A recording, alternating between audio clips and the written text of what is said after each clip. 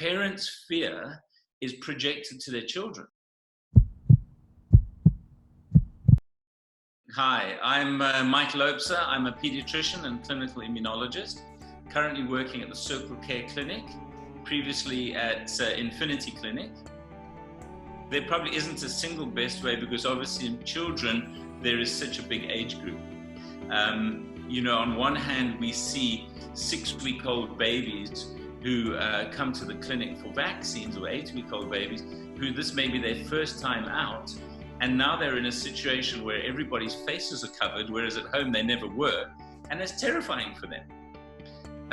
You get toddlers who are quite articulate, who've spoken to their parents, and they come in my office and they say, "Daddy, is the virus in this office?" And the little ones have a problem with the abstraction. To them, a virus must look like an elephant, or it must look like a tiger, or it must look dangerous. So we've tried to show them just what the electron micrograph images are, and to say this is a virus, but you can't see it, which is why you mustn't touch the surfaces. You must don't lick the back of the chairs, which is something toddlers like to do. Then there is obviously the bigger kids. Some of them are actually quite insightful. I look after a population of children with respiratory illnesses, and they are actually saying to their parents they're scared of dying. And we have to spend a lot of time explaining that, first of all, it doesn't appear that asthma puts you at a particularly high risk, interestingly. We'll talk about that perhaps in a moment. But that as long as you are properly isolated, your risk of getting the disease is very low. And as a child, your risk of getting severe disease is even lower. And we've actually seen a sort of depression or anxiety amongst the kids, perhaps from 10 upwards. So there is definitely a worry. Now, how do you educate kids? It's difficult. I mean, there are people who've created story cards, there are videos. It's very difficult because it's an abstract concept. I mean, a lot of people, adults, don't even get the fact that, why should we isolate? This thing doesn't appear to be a big problem. So it's very hard. I think openness, I think bringing it to the child's level, I think not being too scared. And I think parents' fear is projected to their children. So if parents are absolutely paranoid and they're terrified, that's only going to reflect in the children, who are going to then have nightmares and difficulty sleeping. So this is change of season, all right? So typically in change of season, you get increase in infectious diseases. As the summer months come, we typically get more chickenpox. We typically see sort of gastrointestinal diseases.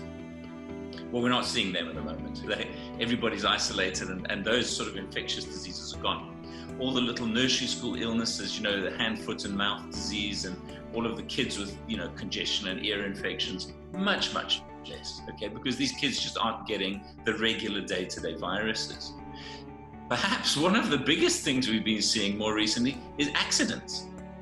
We've been seeing kids jumping on beds and falling and cracking their lips and banging their heads and breaking their arms and getting burned.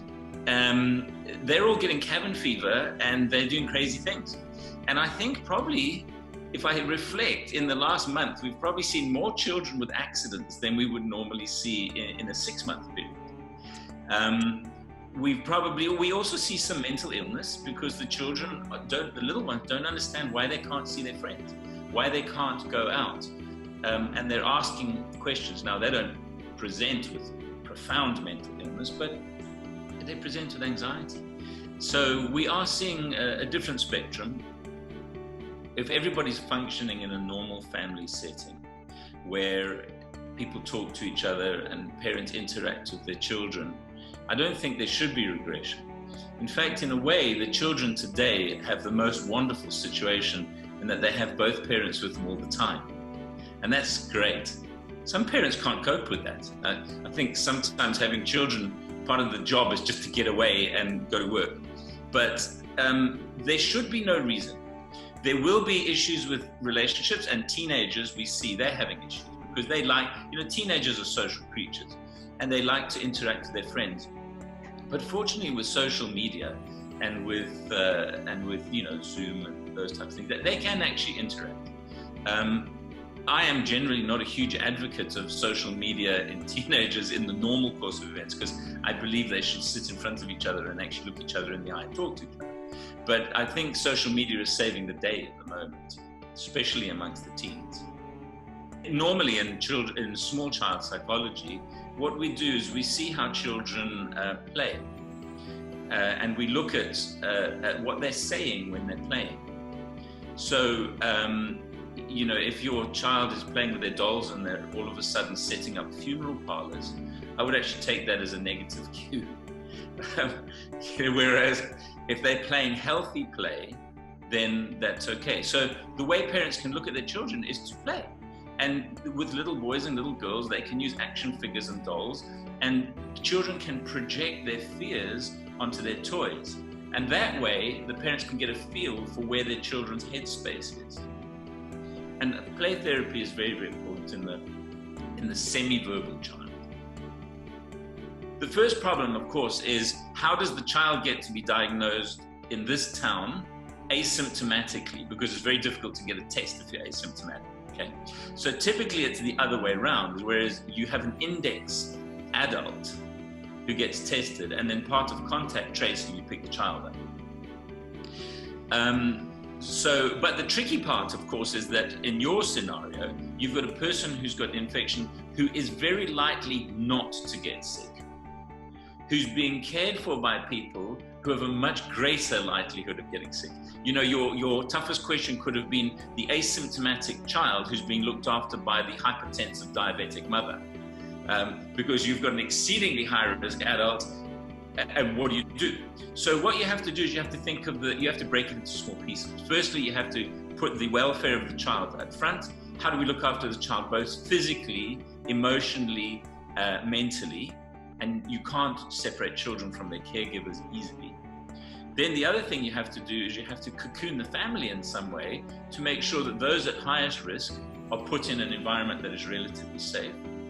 And those at slightly lower risk can perhaps continue their caregiving role. But it's exceedingly difficult. Once you've got caregivers who are not sick amongst patients who are sick, they're going to be casualties, unfortunately.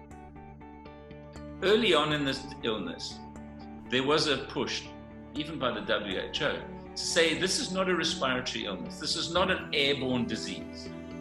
Okay, what they were trying to say is the large droplets that are either coughed or spoken that land on surfaces contain more viruses than if I just cough into the air, okay?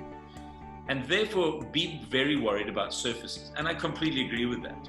But it's ludicrous to say this is not airborne, since it comes out of somebody's airway. So we must think of this as airborne, and if we protect the airborne part of us, we're going to stop those big particles coming out. So masks and airborne control is critically important. The other thing I'd like to stress is that wearing gloves does not make you safer. All right. In fact, I've seen a lot of people wearing gloves who are putting themselves at risk because they think I'm wearing gloves, I'm safe, I can touch my face. Well, actually, the gloves are just another skin. They need cleaning and washing just the same as your skin does. So my advice is that if you're wearing gloves, think of them as your own skin. Yes, maybe instead of washing them with soap, you can peel them off and put a new pair on, but don't believe those gloves make you safe. And there's no evidence really to show in day-to-day life that very good hand washing with soap and water is not as good as any of the other methods. I think the most important thing for us to remember is that our day-to-day healthcare hasn't changed. We are dealing with corona, but babies need to have their developmental checks. Babies need to be vaccinated. People with acute illness need to seek medical care. It's an absolute tragedy if we are so worried about corona that children die from polio and measles and rotavirus, and that people have heart attacks and strokes because they didn't get their blood pressure medications. So we must remember there are vulnerable people who still need to be cared for in the normal way whilst we cope with the pandemic.